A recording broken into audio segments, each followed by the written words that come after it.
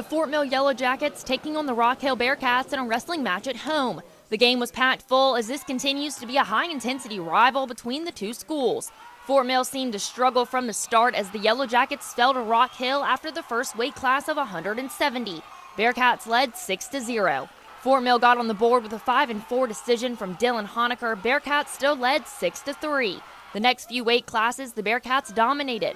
Fort Mill's Sebastian Collin gets a pin at 113 pounds as the Jackets tried to work their way closer to the Bearcats. However, number 4 Rock Hill still came out on top, beating number 2 Fort Mill 51-15. Head coach Chris Brock gives his thoughts on the match. Well, obviously, we weren't on our game like we have been here in the recent months. We've been doing fairly well lately, but I think this match being such a rivalry between the two programs, I think our guys just didn't handle it very well. You know, Rock Hill stepped up to the plate, did what they needed to do. They're a great program, a storied program with a deep history, and anytime you go against something like that, you better have your A game, and we didn't have that.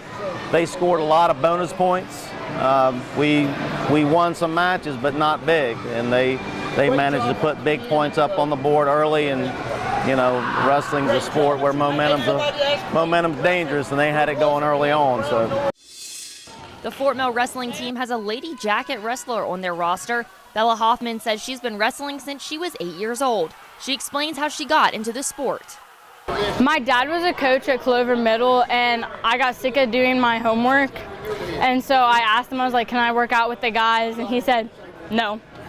And so then I started working out with them anyway, because I went home and I told on him. And then he started talking to the high school coach and was like, hey, she wants to wrestle. And he was like, oh, that's so cool. And my dad was like, are you serious? Like, no, she's supposed to be cheerleading. Hoffman was cheerleading competitively when she first hit the wrestling mat, but she soon traded her tumbling for pins as she decided to get more serious about wrestling. She's a freshman on the Yellow Jackets team. She worked hard against the Bearcats but fell short. Hoffman gives her thoughts on the match. I know I should have done a lot better than I did, and I know that I learned a lot through that match, but we ended up losing. It was one of our guys on our team's birthday, and we probably should have done a lot better because we wanted to beat them. We should have beat them. We've been practicing all week for this, and it just didn't go our way tonight. Her coach, Chris Brock, says he's happy to have her on the team. With girls wrestling on the rise, an Olympic sport, it's happening more and more. But, you know, as far as I'm concerned, guy, girl, it doesn't matter. You do what we need you to do and work hard.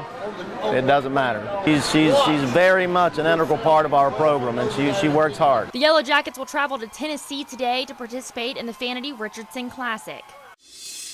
For the 16th consecutive year, Winthrop University has been voted the preseason favorite in the annual Big South Conference Women's Tennis Preseason Poll by the league's head coaches. In the women's preseason rankings, the Eagles, which have won a league record 20 women's tennis titles, was a unanimous selection with all 10 first-place votes and 100 possible points. Way to go, Eagles! If you didn't catch yesterday's sports, remember to head out to Founders Holiday Ice Rink for that Harry Potter night starting at 6. That'll do it for CN2 Sports. I'm Morgan Cox.